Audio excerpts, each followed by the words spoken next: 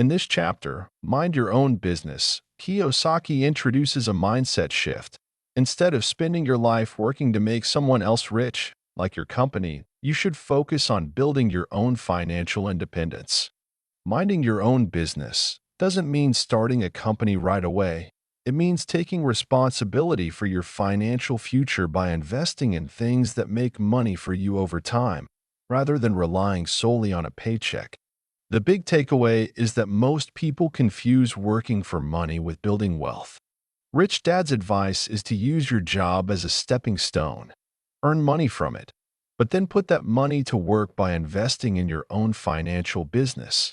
Mind your own business. This means focusing on building a portfolio of assets that grow and produce income over time, separate from your day job. Your business is your personal wealth building strategy. For an example, instead of spending your whole paycheck on a fancy vacation, you save $5,000 and buy a small rental property that brings in $300 a month in rent. That property is now part of your business, working for you even while you sleep. Why this matters: Kiyosaki argues that traditional advice, get a good job, save a little, retire on a pension, doesn't work anymore because it keeps you dependent on employers and vulnerable to economic changes, like layoffs or inflation. By minding your own business, you create a safety net and, eventually, freedom. The rich don't rely on one income stream. They build multiple streams through assets.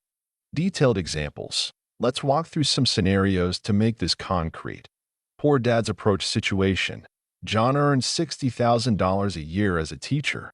He saves $200 a month in a bank account, low interest, and spends the rest on a mortgage, $1,800 per month, car payment, $450 per month, and lifestyle costs, dinners, clothes, etc.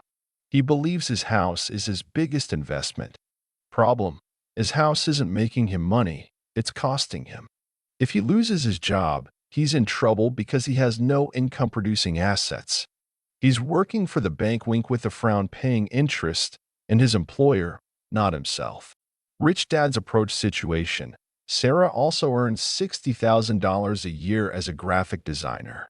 She lives modestly, renting an apartment for $1,000 per month, and drives an older car with no payments.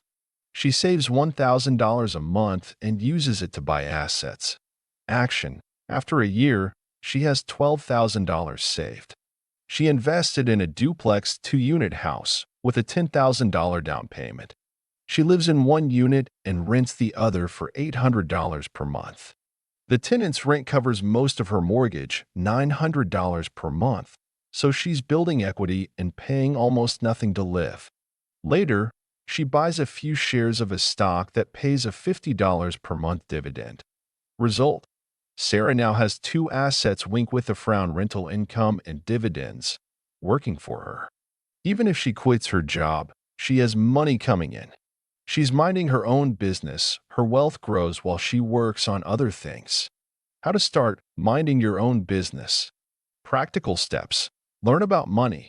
Educate yourself on investing, real estate, or other income sources. Rich Dad stresses financial literacy. Start small. You don't need a fortune. Buy a single stock, a cheap rental property, or start a side hustle. Cut liabilities.